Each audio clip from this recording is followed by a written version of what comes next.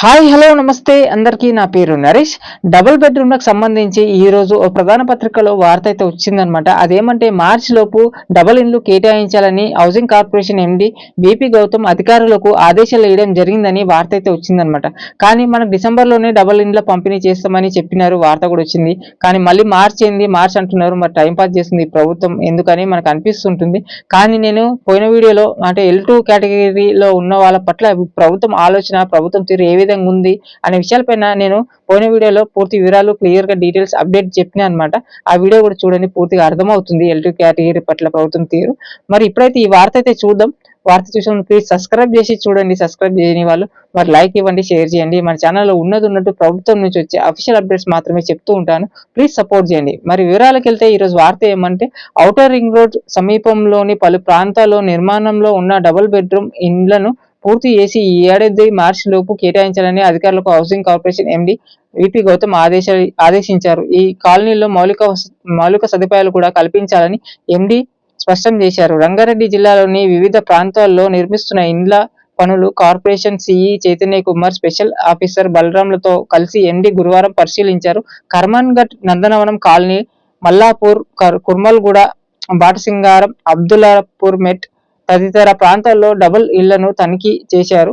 కర్మన్ఘట్, నందనవనం కాలనీలో పునరావాసంలో భాగంగా నిర్మించిన 2 BHK 80 ఇండ్లు, 80 డబుల్ బెడ్రూమ్లు, 2 బ్లాక్లను ప్లాట్స్ ను కూడా ఎండి పరిశీలించారు. పూర్తయిన వాటిని వారం రోజుల్లో లాటరీ ద్వారా లబ్ధిదారులకు అందజేయాలని అధికారులకు ఆయన ఆదేశాలు ఇవ్వడం జరిగింది. అలాగే మల్లాపూర్ లో నిర్మాణంలో ఉన్న 17 బ్లాక్ల పనులను కూడా పరిశీలించారు. ఈ ప్రాంతంలోని భూములు కబ్జా కాకుండా చర్యలు చేపట్టాలని, అవసరమైతే హైడ్రా అధికారుల సహాయం తీసుకోవాలని స్థానిక తహసీల్దార్కు ఎండి సూచించారు. అనంతరం మహేశ్వరం నియోజకవర్గం కుర్మల్గూడ పూర్తి కానున్న ప్లాట్లను కూడా ఆయన పరిశీలించారు. మరి ఇదైతే వార్త.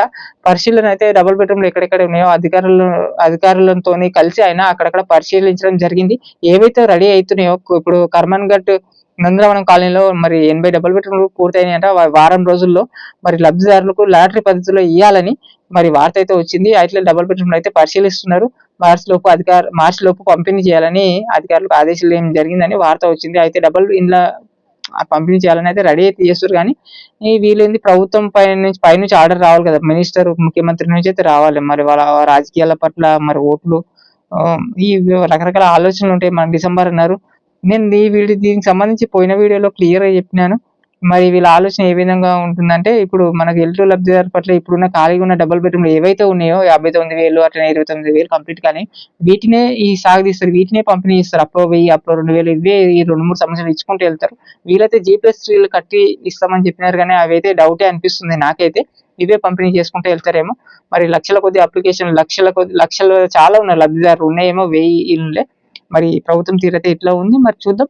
మరి ఇదైతే అప్డేట్, ఈ రోజు వచ్చిన అప్డేట్. ఇంకో వారం రోజుల్లో నందనవనం వాళ్ళకైతే కొంతమందికి వచ్చే అవకాశం ఉంది ఈ మార్చి లోపు. మరి మీరైతే చేయాల్సిన పని మీరు చేయండి. ఆల్రెడీ నేను పోయిన వీడియో సబ్స్క్రైబ్ చేసుకోండి. మరో అప్డేట్తో మళ్ళీ కలుస్తాను. Thank you.